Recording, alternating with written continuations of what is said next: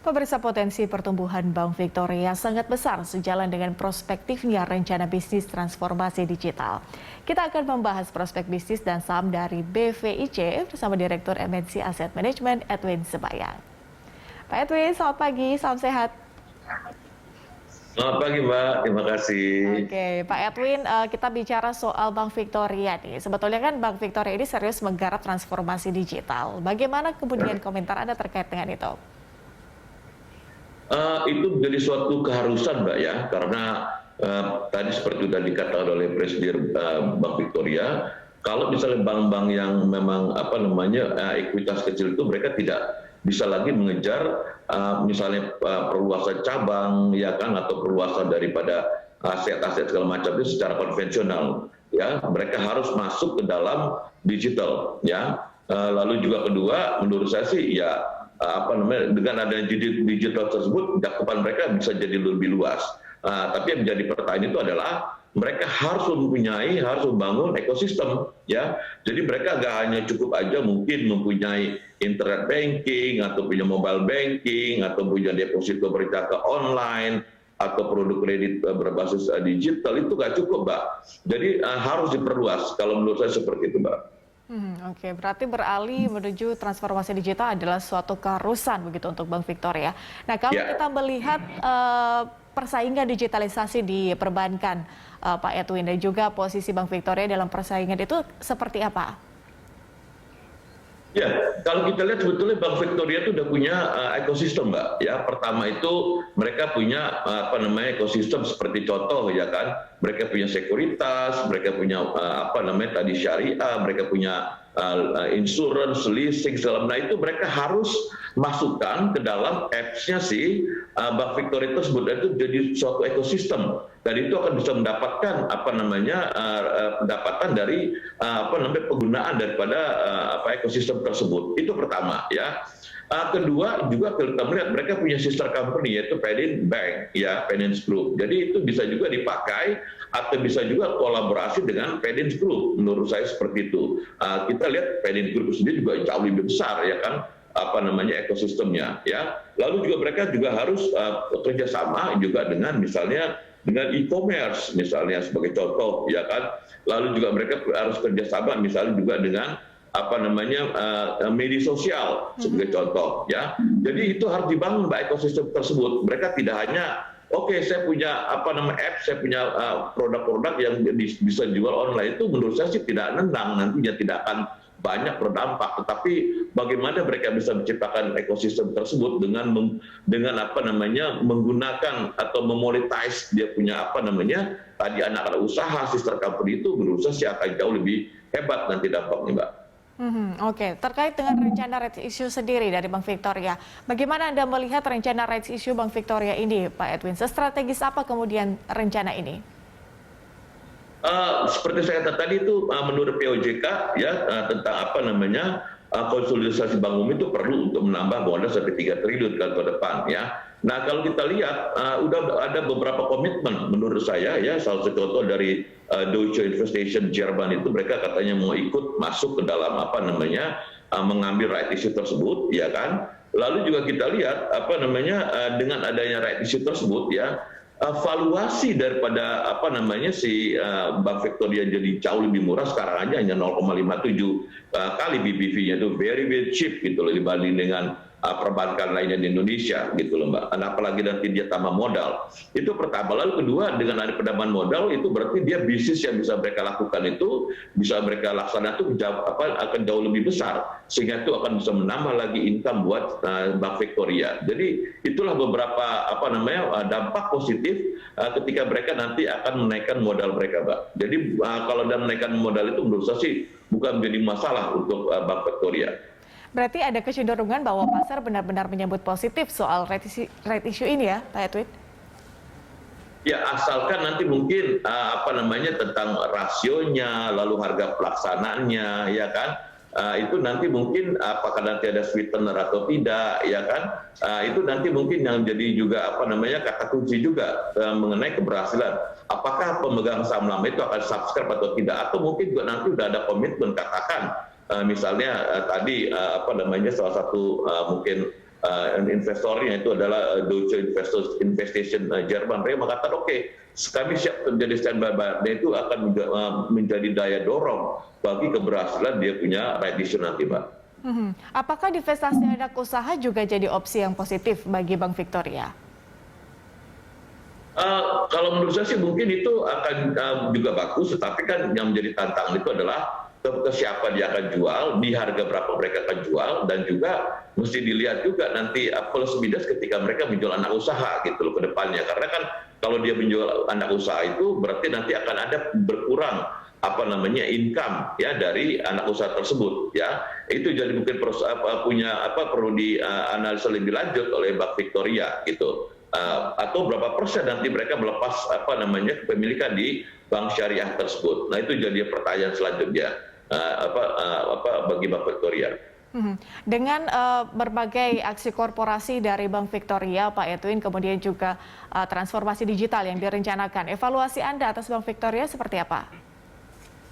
Iya, jadi kalau tadi seperti saya katakan, kalau nanti dia melakukan right issue, modal ditambah, ya kan, menurut saya jadi valuasi daripada Bank Victor itu jadi sangat-sangat murah sekali.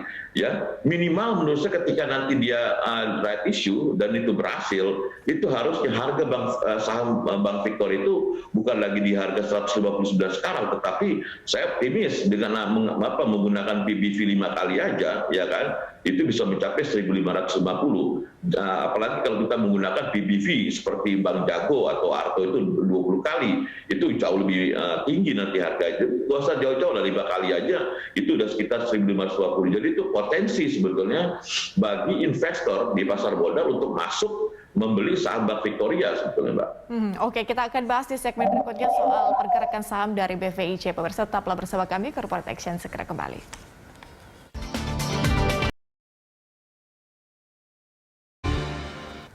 Pemirsa, PT Bank Victoria International Tbk telah melantai di Bursa Efek Indonesia sejak akhir semester pertama 1999. Saham Bank Victoria International telah menjadi salah satu pilihan pelaku pasar sejak 22 tahun lalu.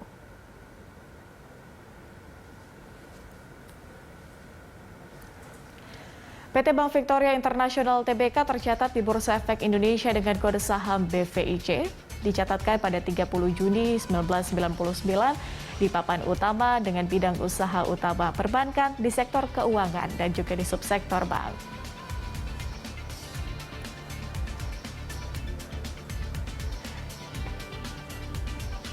Kita lihat sejumlah pemegang saham Bank Victoria, di mana PT Victoria Investama Tbk memegang saham 4,15 miliar atau sekitar 43,59%. Selanjutnya ada perseorangan yaitu Susana Tanojo yang memegang 16,13%. Kemudian 8,18% dipegang oleh SSB 4671. Selanjutnya yang terakhir 27,95% dipegang oleh masyarakat. Kita lihat bagaimana pergerakan saham dari Bank Victoria.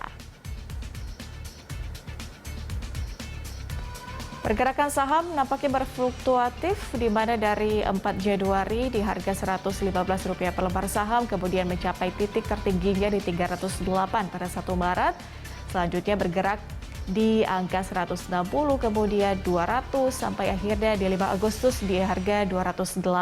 Dan terakhir pada 9 September berada di level Rp161 per lembar saham.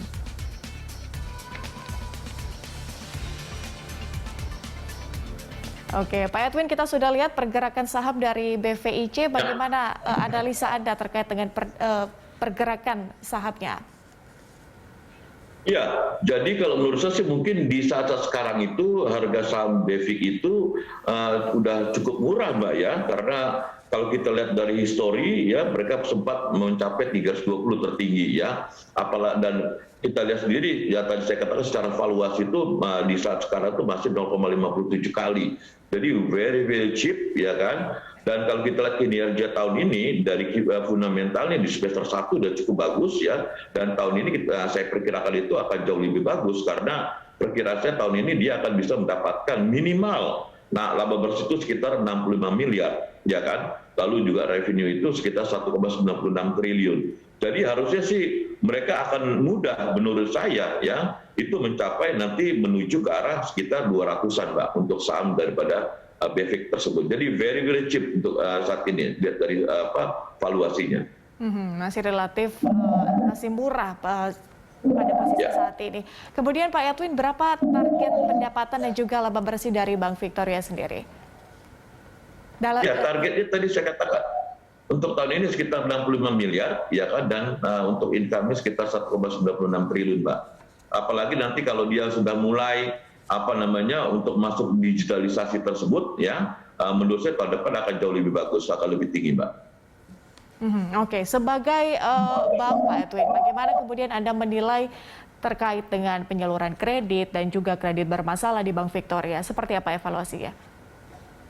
Ya, kalau kita lihat dari beberapa indikator seperti mungkin NPL, NIM, TAR segala macam, mereka itu sebetulnya sudah di atas atau sudah sesuai dengan ketentuan daripada OJK, Mbak. Jadi mereka sangat prudent, ya kan? Tetapi juga mereka cukup efisien, Mbak. Saya lihat dari beberapa indikator tersebut, ya, dari BOPO-nya, dari NIM-nya, dari TAR-nya, dari LDR-nya, ya. Mereka cukup bagus, ya. Dan sesuai ketentuan dengan OJK, Mbak.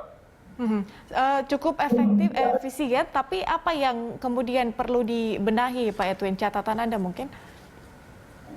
Ya, kalau menurut saya karena memang ini tidak terlepas juga, Mbak, dari kondisi ekonomi saat ini. Mereka juga tidak terlalu berani juga untuk melempar kredit karena memang demand-nya kredit itu sendiri kan masih kecil sekarang ini kan.